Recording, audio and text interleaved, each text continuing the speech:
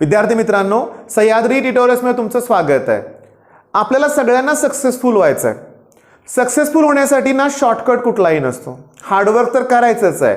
पण आजच्या व्हिडिओमध्ये ना मी काही गोष्टी तुम्हाला एक्सप्लेन करणार आहे, काही स्टेप्स तुम्हाला सांगणार आहे। एक छोटासा व्हिडिओ ना व्हॉट्सअपवर माझ्या एका मित्रानं माझ्यावर शेअर केला होता, त्यातलेच पॉईंट मी तुम्हाला एक्सप्लेन करणार आहे। ओके, ॲक्च्युली व्हॉट्सअपची लिंक असल्यामुळे मला ते डिस्क्रिप्शनमध्ये देता येत नाही आहे, पण मी तुम्हाला करतो ना एक्सप्लेन।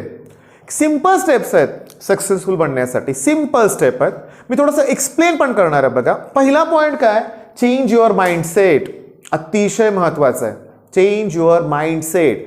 12th स्टँडर्डच्या मुलांना जेव्हा मी भेटतो ना, तेव्हा असा एक माइंडसेट असतो मुलांचा की मी लॉकडाऊनमुळे 11th स्टँडर्डमध्ये काय केलेलं नाही आहे, माझा बेसच पक्का नाही आहे, माझ्याकडून होतच नाही आहे, 12th स्टँडर्डचा अभ्यास आता कसा कंप्लीट करायचा। कारण माझा प्रश्न असतो की आता 4 महिने उरलेत, तुमचं प्लॅन काय? प्लॅन काहीच नाही आहे, माइंडसेटच चुकीचं आहे। मग अशा मुलाला मी काय सांगतोय, असं करा ना, चला शून्यातून सुरुवात करायची, छोट्या छोट्या पॉईंट पासून सुरुवात करूया।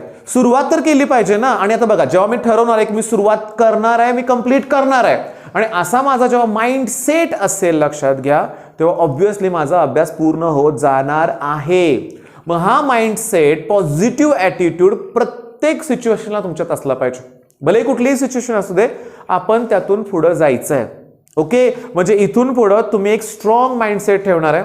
काही आपल्यासाठी अवघड नाहीये, लक्षात घ्या, सोल्युशन आहे प्रत्येकासाठी, सोल्युशन आहे, ते शोधता फक्त आलं पाहिजे। ओके, पहिला पॉईंट क्लिअर झाला तुमचा। आता दुसरा जो पॉईंट आहे ना, ओनली क्वालिटी पीपल, म्हणजे काय सांगतो लक्षात घ्या। 12th स्टँडर्ड पर्यंत तुम्ही घरी बसून अभ्यास केलाय, आता तुम्हाला हॉस्टेल लाईफ एन्जॉय करायचीच आहे। माझं वाक्य काय बोललो मी, हॉस्टेल लाईफ एन्जॉय करायचं आहे। मी तुम्हाला आत्ता सांगतोय, तुमच्या आयुष्यातली ही 4 वर्ष पुढची अतिशय आनंदाची असणार आहेत। चांगले मित्र मिळणार आहेत, एन्जॉयमेंट तर विचारूच नका एवढी असते। हॉस्टेल लाईफ हे सगळ्यात बेस्ट। त्याच्यावरती ना मी 2 व्हिडिओ तयार केलेत, लक्षात घ्या, माझा अनुभव त्यात शेअर केलाय, डिस्क्रिप्शनमध्ये त्याची लिंक देतोय, ते व्हिडिओ बघाच। काय माझं चुकलं, काय माझ्या चुका झाल्या, कशा मी त्या दूर केल्या, आणि कसं लाईफ असतं, मी सगळं एक्सप्लेन केलंय। बरं, मेन पॉईंट सांगूया आपण ह्या व्हिडिओशी रिलेटेड। ओनली क्वालिटी पीपल म्हणजे तुम्हाला मी समजावून सांगतो की तुम्हाला ओळखता आलं पाहिजे की आपला रूम पार्टनर, आपला कॉलेजमधले नवीन मित्र, ह्यांचे विचार कसे आहेत, का ते काय बोलतायत। ओके, त्याच्यानंतर म्हणूया आपण ते थोडक्यात ना तुम्हाला ओळखता आलं पाहिजे।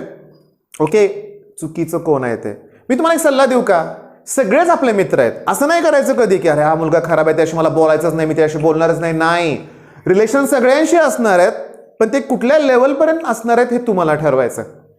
चुकीची संगत नको, एवढंच फक्त इथं मला सांगायचं आहे, लक्षात घ्या, चुकीची संगत नको आहे। ओके, मित्र हे चांगलेच असले पाहिजेत। चांगले मित्र, एक लक्षात घ्या, आयुष्यभर आपल्या सोबती राहतात। मी तुम्हाला अभिमानानं सांगतोय की आता इंजिनिअरिंग कंप्लीट करून 2001 साली मी इंजिनिअरिंग कंप्लीट केलं, जवळजवळ 20 वर्ष झाली।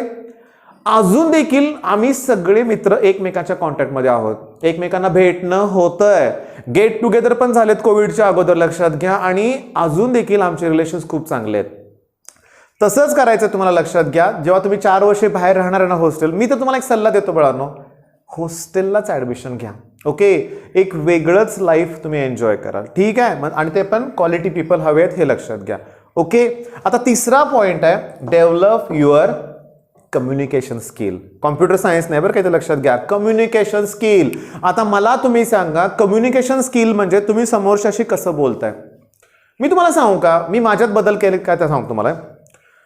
पहिली गोष्ट म्हणजे की तुमचा चेहरा नेहमी आनंदी असला पाहिजे। आता समोरच्या व्यक्तीशी तुम्हाला बोलायचं आहे ना, तुमच्या चेहऱ्यावर एक स्मित हास्य दिसलं पाहिजे, एक आनंदी चेहरा। वैतागलेला चेहरा घेऊन तुम्ही समोरच्याशी बोलल्यावर होईल का डील सक्सेसफुल? नाही होणार। बघा, सध्या तुम्ही शिकताय, ओके, कॅम्पस थ्रू तुमचं सिलेक्शन होणारच आहे, त्यासाठी इंटरव्ह्यू द्यावा लागेल। मग जेव्हा इंटरव्ह्यू घेणारी ती पॅनल असेल, त्यांच्या समोर तुम्ही बसलेला असेल, तेव्हा तुम्ही रिलॅक्स वाटला पाहिजे, चेहऱ्यावर एक आनंदी, ते चेक करतात तेच ना, किती तणावात तुम्ही जाता हे चेक केलं जातं ना। बरं ठीक आहे, हे इंटरव्ह्यू, नोकरीसाठी, बिझनेस करायचा आहे, एखादी आपल्याला अपॉर्च्युनिटी येते, तिथं सुद्धा तुम्हाला पहिल्यांदा निगोसिएशन, ह्या गोष्टीमध्ये कम्युनिकेशन स्किलच इम्पॉर्टंट पडणार आहे। मी तर तुम्हाला सांगतो, नेहमी याच्यावरच फोकस करा, कम्युनिकेशन स्किलवरतीच डेव्हलप करा। होतं डेव्हलप, तुमच्यासमोर माझंच उदाहरण आहे। मी अतिशय लाजाळू होतो, पाहुण्यांशी तर बोललंच कधी होत नव्हतं, जास्त मित्र पण नसायचे, पण बाळांनो हळूहळू या गोष्टीत मी चेंजेस केलेत। हां, पॉसिबल आहे, काही अवघड नाही आहे. आपल्याला ना प्रश्न पडतो काय बोलायचं आता, आहे की नाही? तसं काही नाही आहे. गप्पा मारायला 1000 विषय असतात, लक्षात घ्या. बघा, कम्युनिकेशन स्किल म्हणजे गप्पा नाहीत बरं का, समजून घ्या. योग्य वेळेस तुम्हाला कुठला विषय आहे त्या विषयावर बोलता आलं पाहिजे. बिझनेस असेल, एखादा स्टार्टअप तुम्हाला तयार करायचा आहे, स्टार्टअप तुम्हाला बरेचसे जण ते करणार आहेत बरं का. म्हणजे इथं तुम्हाला मी सांगू का, की इथं मी तुम्हाला सांगू का, बरीचशी मुलं अशी आहेत की जे 12th स्टँडर्ड पासूनच त्यांच्या करिअरला त्यांनी सुरुवात केलेली आहे. मी नक्कीच या व्हिडिओवर एका वेळेस बोलेन, लक्षात घ्या. मेन पॉईंट काय, की तुम्ही तुमचं कम्युनिकेशन स्किल डेव्हलप करा, चांगल्या संगतीत राहा, माइंडसेट चेंज करा. एवढं केल्यावर तुम्ही कष्ट घेणारच आहे आणि सक्सेस मिळणारच आहे, लक्षात घ्या. मग मी तुम्हाला सांगतोय, बऱ्याचशा गोष्टी बोलल्या आपण, छोटासा व्हिडिओ म्हणत खूप मोठा पण झालेलाच आहे, लक्षात घ्या. पण या स्टेप्स फॉलो करा, यश नक्कीच मिळेल. ठीक आहे, मग ऑल द बेस्ट. धन्यवाद.